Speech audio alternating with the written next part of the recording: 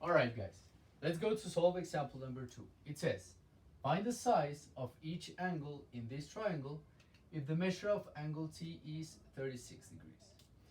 So I'm going to take my drawing and I'm going to start putting all the information that they're giving to me. The first piece of information is that the measure of angle T, which is this one, is 36 degrees. Okay? Now, if they only give me the size of one angle, it will be impossible for me to find the sizes of the other angles because I will have two unknowns and only one known angle.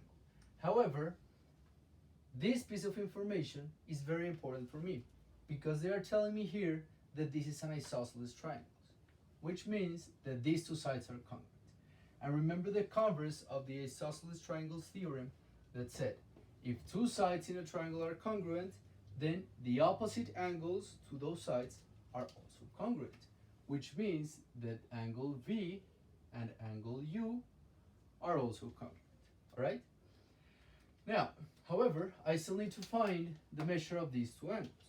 So what I'm going to do, it could be thinking of what's the relationship between all the angles in one triangle. And I know that you guys know the answer for this question. The sum of all the internal angles of a triangle has to be 180. So what I'm going to do is I'm going to write each one of them down, add them, and their sum should be 180. So the measure of angle V plus the measure of angle U plus the measure of angle T, which is 36 degrees, has to be equal to 180 degrees. All right? Now it's going to be just about thinking, how can I make these two variables one single variable? Remember that angle V and angle U are congruent angles. I'm going to put them, the mark here, to make sure that it shows that they are congruent. Okay? Let's make it double. So if angle V and angle U are congruent, instead of saying angle V plus angle U, I could say I have two angle V's because they measure the same, or two angle U's because they measure the same. So that's what I'm going to do. I'm going to say 2 times the measure of angle V plus 36 degrees, which is the measure of angle T, is equal to 180 degrees. Now it's going to be way easier because I have only one variable in my system.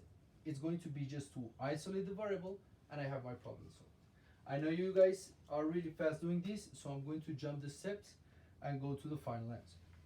I'm going to solve it by taking the 36 to subtract, then the 2, which is multiplying.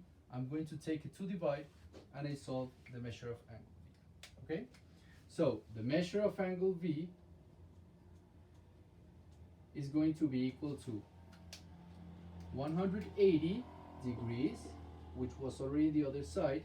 This 36 was adding, so he goes to subtract, and this 2 is multiplying, he goes to divide everything.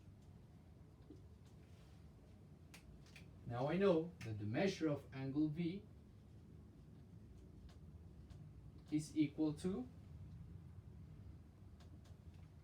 we have 180 minus 36 is 144. 144 divided by 2 is 72 degrees.